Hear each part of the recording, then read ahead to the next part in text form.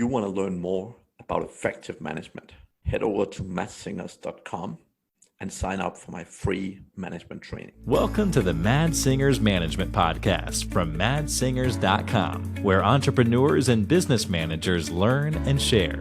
If you like the show, don't forget to leave a review. Hello, and welcome back to the Mad Singers Management Podcast. Today I'm joined by Andrew Venture. Welcome, Andrew. Thank you, Mads. Good to be here.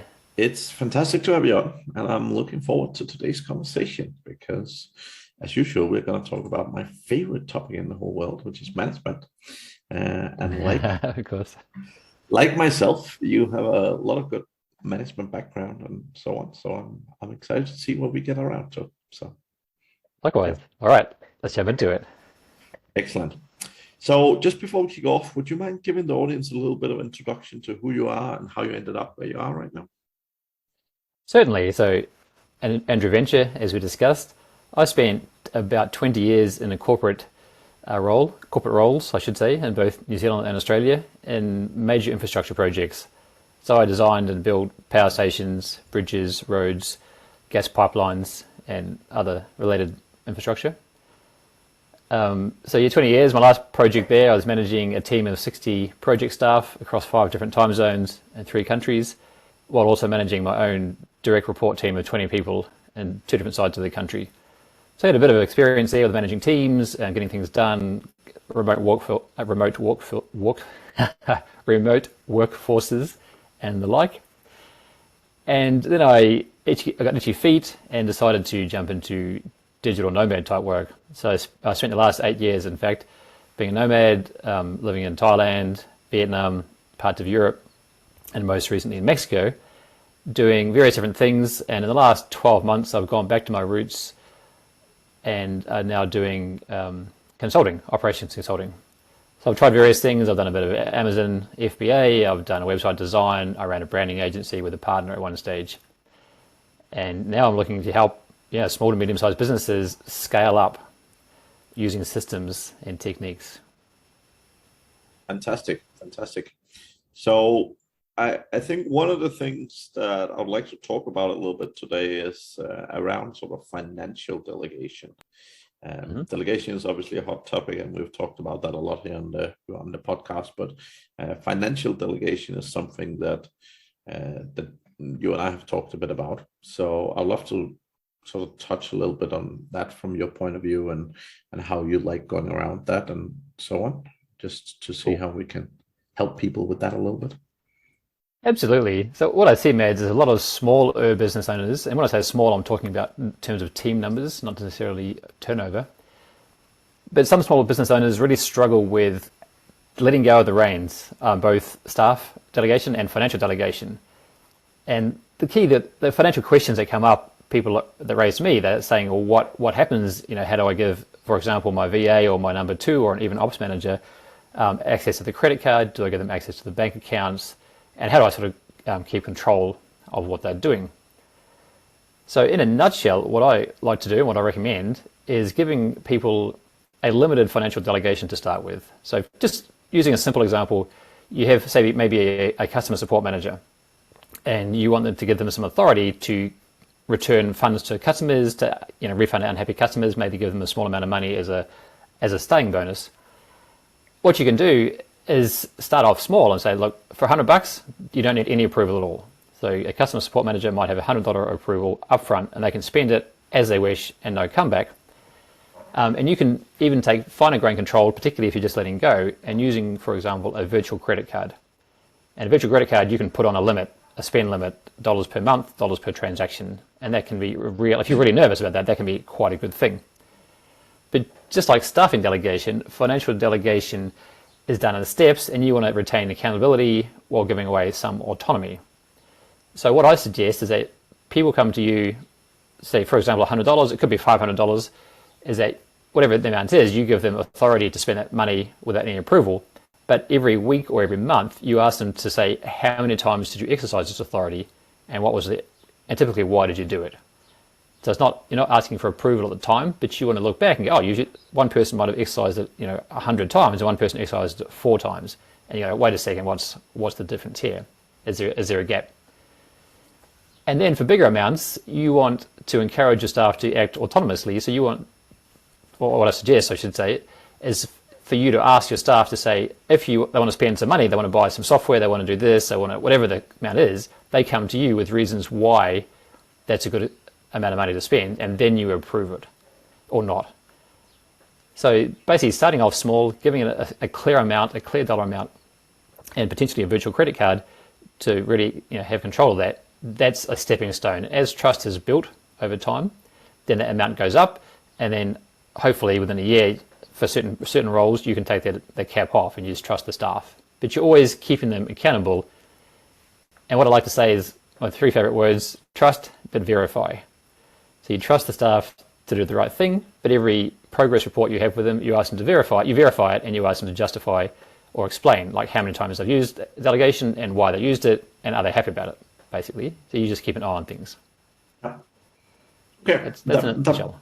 That makes a lot of sense. So I think I definitely see the same thing. I think a lot of the time there have been a lot of also access challenges and so on, so people have been using all these like PayPal and all these different sort of tools. And luckily, many of them now have opened up to actually give multiple layers of access and so on, which have been super helpful. I mean, I've been using TransferWise or Wise for many years, and they've always been amazing. But one of the things that was a struggle early on was actually access, right? Because if it requires 2-factor authentication to log in and you're the only one with the 2-factor, then that makes things more complex, right? But luckily, more and more of those systems are opening up. So. Absolutely. And what can be actually useful for larger amounts, using Wise as an example, and the 2-factor authentication, is that if someone wants to spend some amount of money, you can still retain that 2FA type approval. And like when they spend it, they ring you and say, look, I'm about to spend this money. And then you still have ultimate control by saying, yes, here's the code. Like for small amounts, that's overkill. Yeah. But if you sort of keep a tab on the bigger amounts and don't want to do all the work, then someone else can still do the work, and they can enter the details into the forms. And then they just ring you or message you and say, look, you need to approve this. It's coming through on your phone. And you get the message, just go tick. Yeah. Yeah. So again, like systems generally are getting better at it. Obviously, there's always a lot of, around financial things, there's always a lot of controls and so on, which makes a lot of sense. Of course. So yeah, but no, that makes sense. And do you see it being an issue often? Like, have you seen many times where people have been burned by staff really either abusing or misusing things? Or no, it's not. I mean, not common at all. There's always the occasional horror story that tends to get either blown out of proportion or is a true horror story. I can't think of any off the top of my head. Like in the last 5 years, I don't think I've heard any horror stories. Prior to that, there's some sticking in my head. I don't recall where they come from. And this is how infrequent it is. Yeah. But what I hear much more of is managers keeping a tight control on their purse and struggling with letting go. That's much more common. I can name 5 people off the top of my head who still do that. Yeah. Yeah, that makes sense. I'll say I've also made a mistake once in a while myself, right? So I've had, like, obviously we pay staff in many different currencies and so on. And I've had one time where I sent $50,000 to someone instead of 50,000 peso, which is about... That's an easy mistake to make, that one. Yes. Which is about 50 times the amount. Again, I was very lucky to have good staff, and the staff actually, I think he actually rejected the payment, or he sent it back straight away or something. And he like messaged me and said like, "Oh, what's up here?" But yeah, I mean, reality is someone could. That's right, and that's where the likes of Wise is great too. I've almost made the same mistake. In fact, using those exact same dollars to pesos.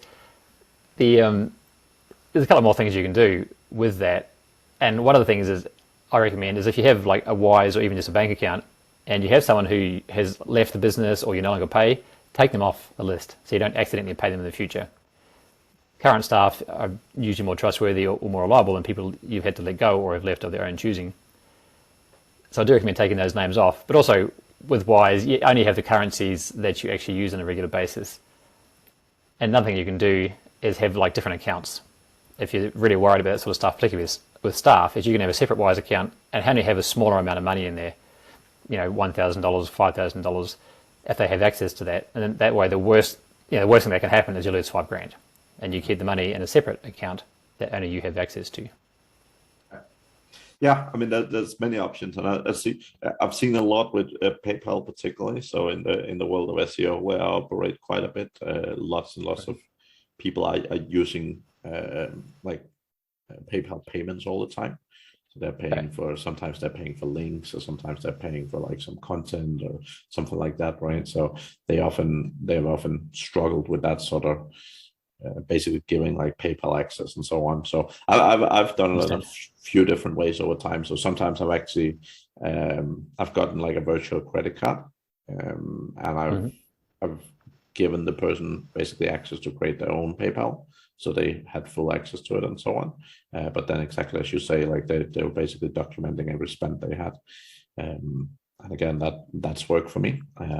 There is also that's a great idea, actually. Yeah, so I mean, the problem is a lot of time business owners kind of like, yeah, but then I can't go in and see what's happening and so on. But again, like you can see all the money coming out of the account, and you can see their reports for what they've spent it for. So, yeah, absolutely. And that's where I go back to starting small, right? You start small and let people build up their trust. And then as you trust them more and more, and they prove more and more viable, then you make the amounts bigger. Yeah. And so it's really a staged approach. You don't want to give someone full access to your bank account on day one, particularly a VA. That's a common question, because VAs are often acting on your behalf as you, and you want to start small with them. And you may not give them financial access for the first month. You might just give them tasks to see how they perform the tasks and how reliably they perform them before you start giving them any financial access. Yeah. But virtual credit cards, as you said, virtual credit cards linked to PayPal. I like that one. I don't like PayPal at all, but I can see if you use it, linking a virtual credit card to that with a defined limit, or a separate Wise account with a virtual credit card again, or a virtual credit card direct, or any other method of payment, but with a limited amount of funds. Yep. Or even if you wanted to only have a personal credit, like a small credit card for your business, you can have a second one with, you only put on a certain amount, or put on like a smaller limit. You can, like with credit cards, you can cap the daily limits and that sort of stuff. Yeah, and exactly. I mean, I think most people. Trust builds trust, right? So when you give someone trust, they show you over time that they're trustworthy and they're not running away with your business and so on. And generally it becomes so much easier to trust them. And I think most people, when they first get over that initial hurdle, that's often super helpful, right? And that usually gets them to a good stage. So. Absolutely, and I think the initial hurdle is often the hardest one. It's the first step. Yeah. And that's where the virtual credit cards with a defined limit, or other things we talked about, is a really good step.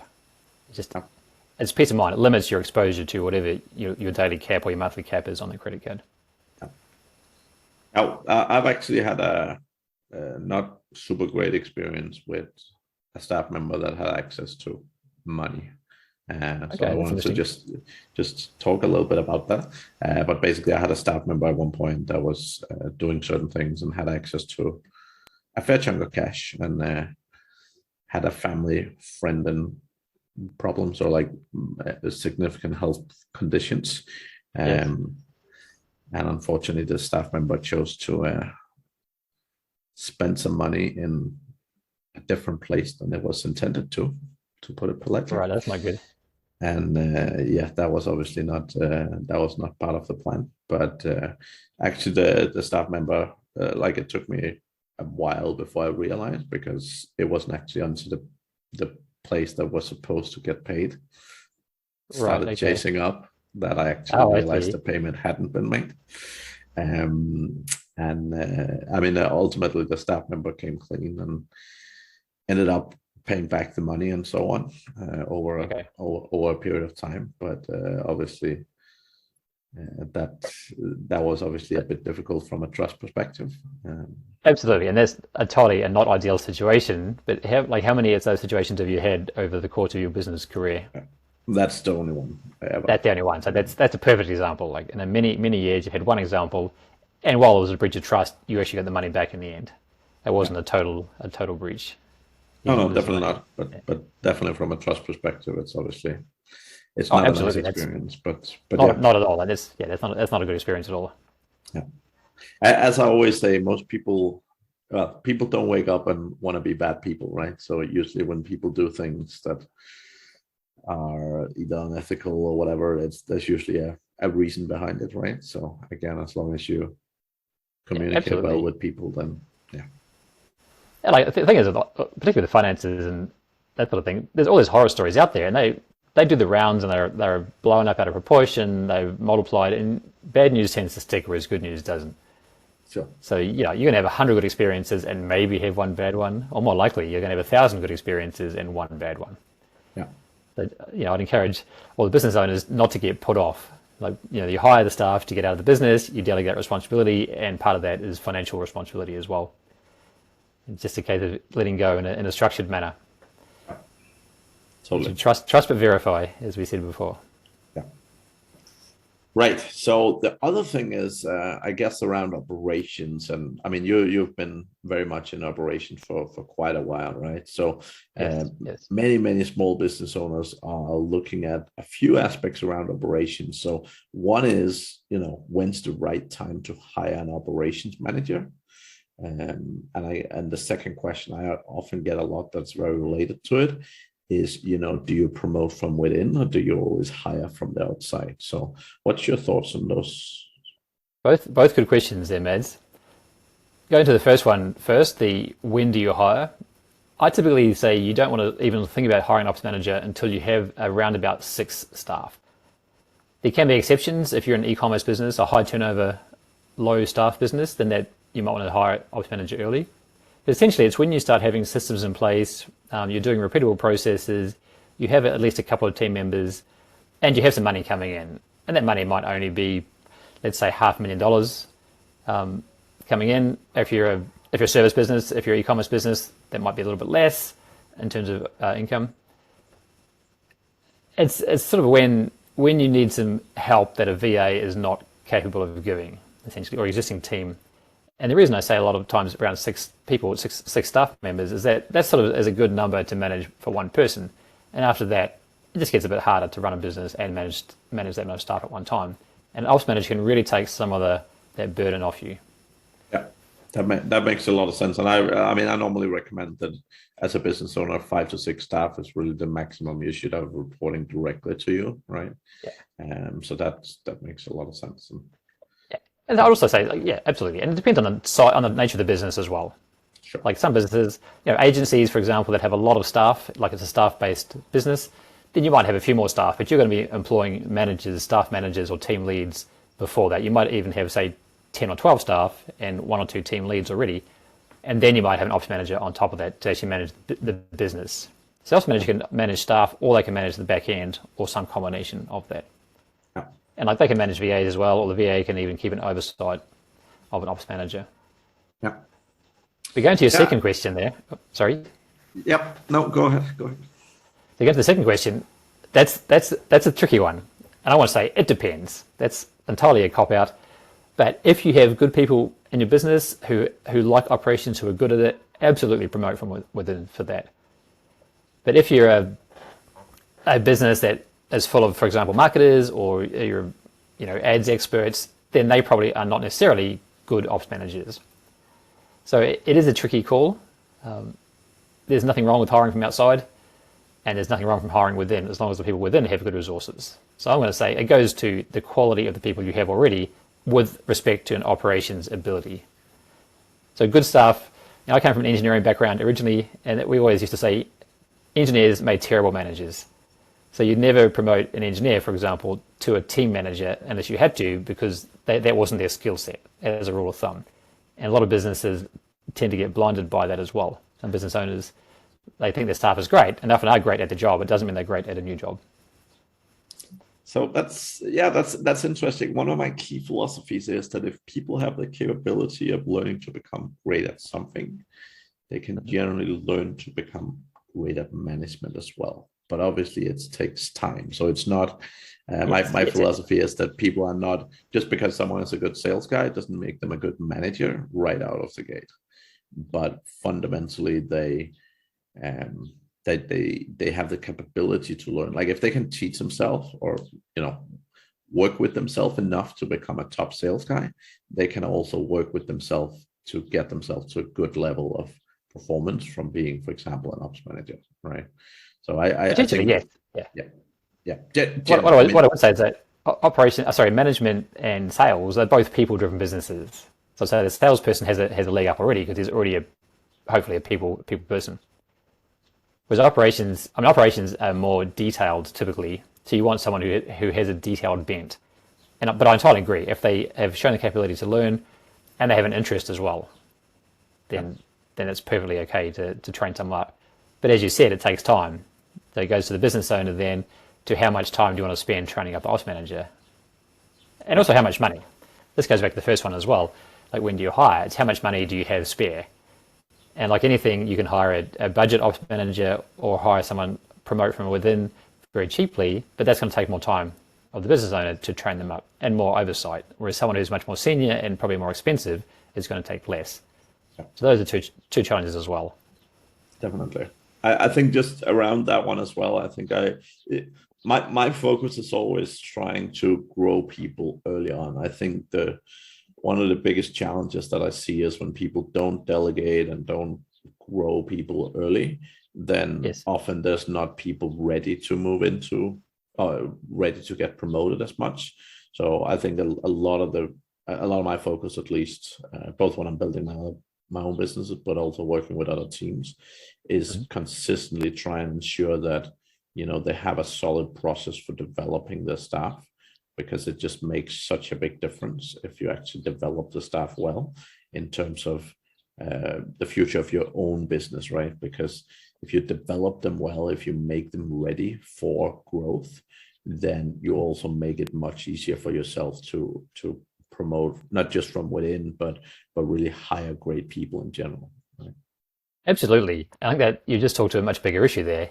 And this goes back to what we talked about earlier in terms of both promoting from within and also the financial delegation.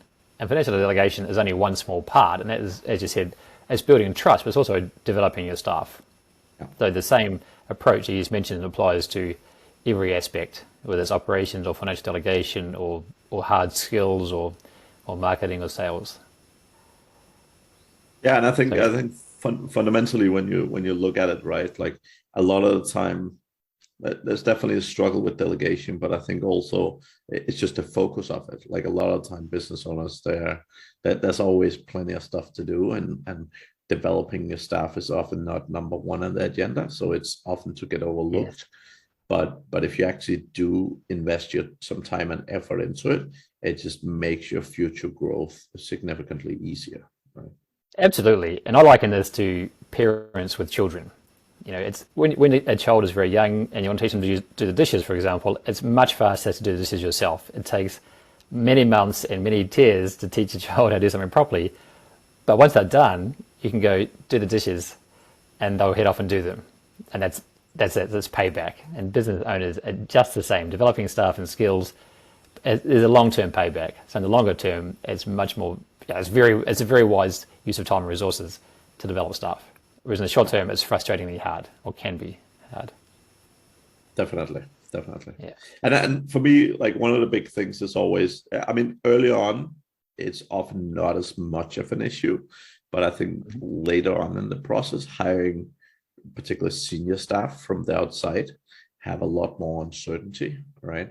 So the thing is, when you hire an external person that comes in and so on,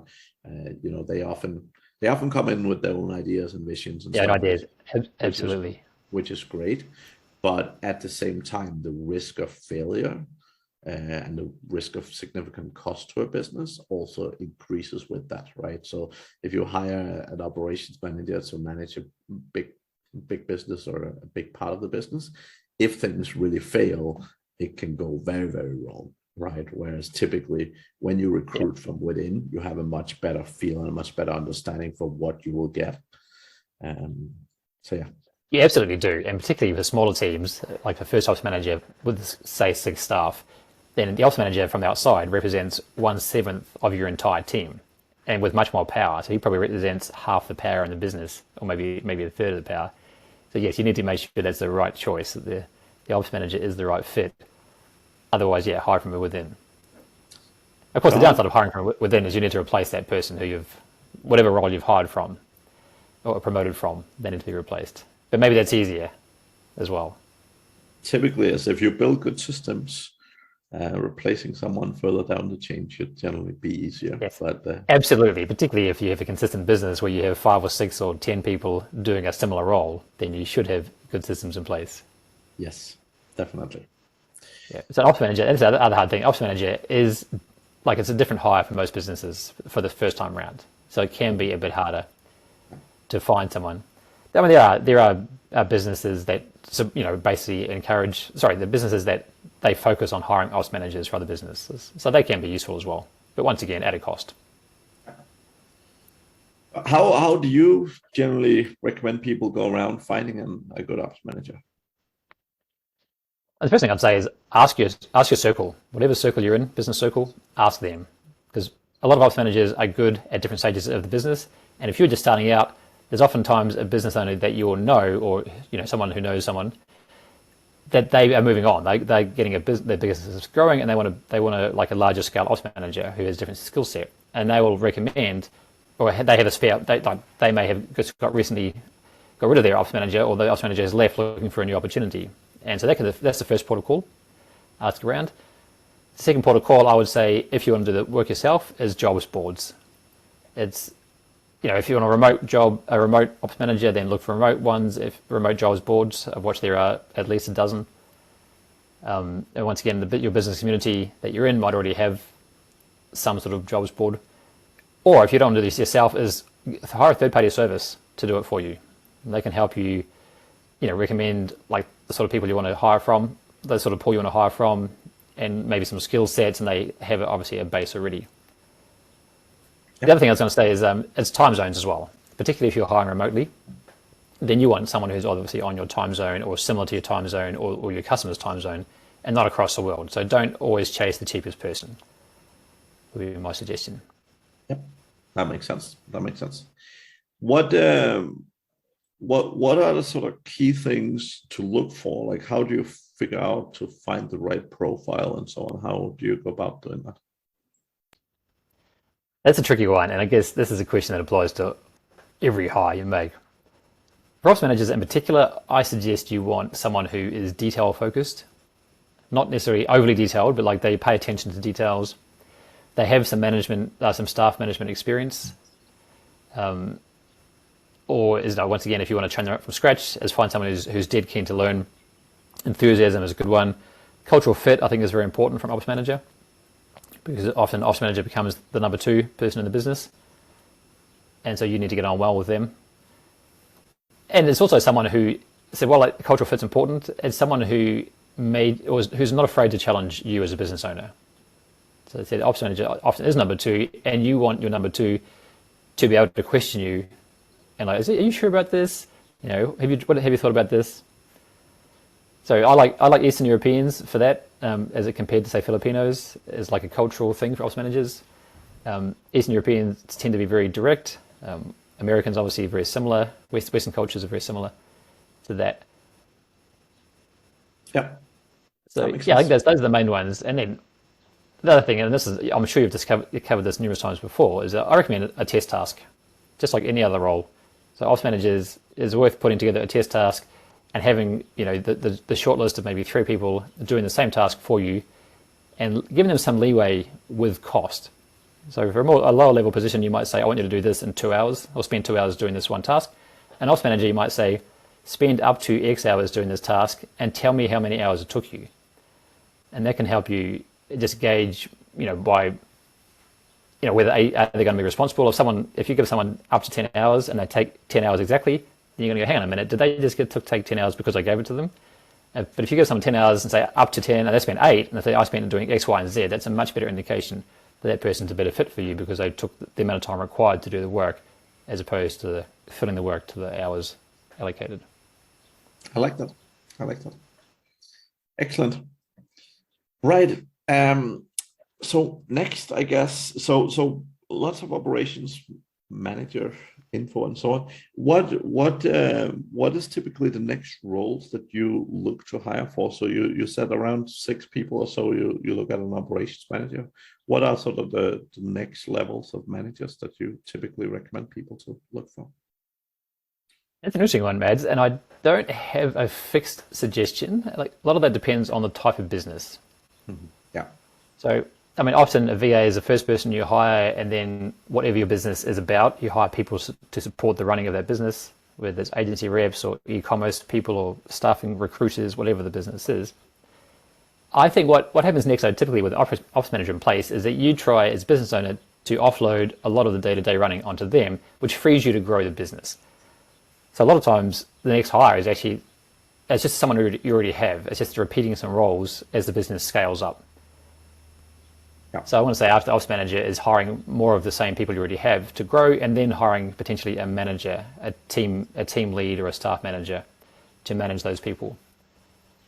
Cool. But I don't have a particular role I recommend. Yeah, no, that makes sense. Okay, Andy. So any sort of fantastic resources, or what do you generally recommend for people to get into, either reading materials or courses or anything? So we've discussed this before. I quite like the EOS traction book. Yep. It's the book itself is a fairly easy read. A lot of businesses can pick one part of that. Like the book talks about the six different pillars they talk about, which covers the whole business as staffing and systems and reporting and management. I suggest that's a great book, and there's other ones that is very similar, but start reading the book and say, well, where's my business short? Where do we fall down? And what I actually suggest is that people don't jump into the systems straight away. A lot of the times, the thing that businesses need to do, business owners need to do, is to step back and actually revisit their vision, or it's their reporting structure. And this is particularly important with an ops manager, is you want a proper reporting structure in place, and like regular meetings, staff meetings with an agenda, with a schedule, and tracking that from above. So that's my favorite. I'm biased. I support that system. There are other similar ones, and like, to be honest, it doesn't matter what the system is called. Like you read the book, you maybe take a course. It's pulling out what you need for your business. Yeah, that makes sense. Fantastic. Well, Andrew, good to have you on the podcast. That's been an interesting conversation, and yes, and I hope this has been useful to some of the listeners out there. I'm sure it will be. So, if people are eager to get hold of you, Andy, what's the best way to do that? The best way to do it is visit my website, andrewventure.com, or my systems website, which is taitua.com, Taitua. And that's a quirky word. The pronunciation is Taitua. It's a New Zealand Maori word. It means the far side of a hard place, which I think a lot of business owners can relate to. That makes a lot of sense. Yeah, that makes a lot of sense. So if any listeners want to reach out, look up me there, book a free discovery call with me. Happy to talk about some things and see what, try and give some advice on the first call. Awesome. Well, thank you very much, Andy. That was awesome talking with you. And have a great day. Thanks again, Mads. Appreciate it. Excellent. And to the audience, thank you for hanging on all the way to the end. We'll be back again next week. Thank you for listening to the Mad Singers Management Podcast. Please leave a review. It means the world to us. You can also learn more about management at madsingers.com.